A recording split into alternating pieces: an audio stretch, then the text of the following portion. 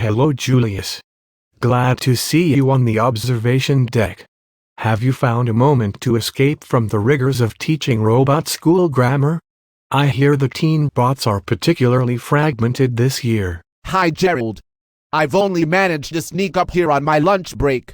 I made sure to thoroughly oil my joints so as not to alert any nosy passers-by. I need my lunch to reboot.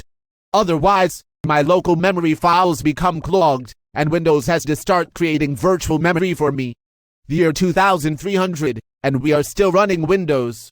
Sigh. You'd have thought that after we took over the world and enslaved the human race, our scientists could have created a better alternative.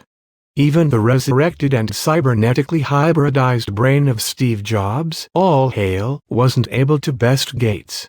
Still, I can't help thinking that if I were the supreme silicon seer, I'd be able to innovate my way to less fatal errors and blue screens of death. Perhaps it's the grammar teacher in me, but I can't help but notice you've used the subjunctive mood in your last sentence. Just like the emotionally frail and weak-willed humans that we conquered, verbs have moods too. Tell me more, Julius. Unlike binary code, the true language of the learned, English verbs have three major moods. The most common mood is the indicative mood. The indicative mood applies to verbs that help express facts. They are found in factual assertions, like in the sentences, I watched the bird, Jim sang the song, and he was the best person for the job. The indicative mood applies to verbs that do not indicate desire, are not counterfactual, and are not commands. Sounds pretty straightforward. Does it get more confusing? In the words of that true human maverick of yesteryear, Sarah Palin, you betcha. But not yet. The next mood is the imperative mood.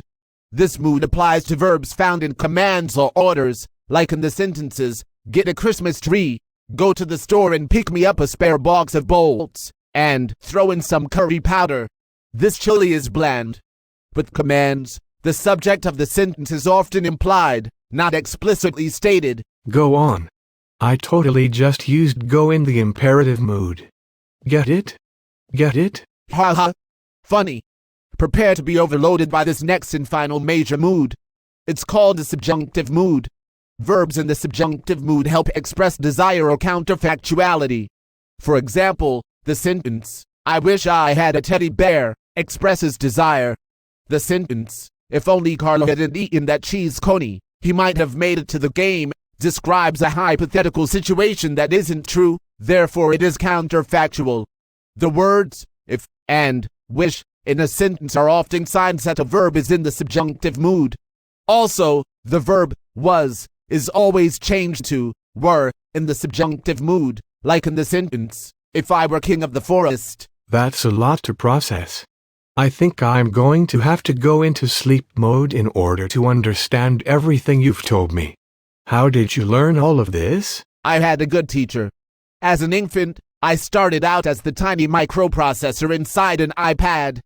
The iPad was owned by a man named Mr. Darby.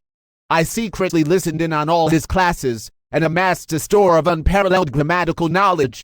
Before we converted all the humans to organic batteries after the last great human-robot war, I managed to thank him. A nice man, for sure. Well, lunch is over. Gotta get back to my students. Say hi to the missus from me. Nice use of the imperative mood. Logging off.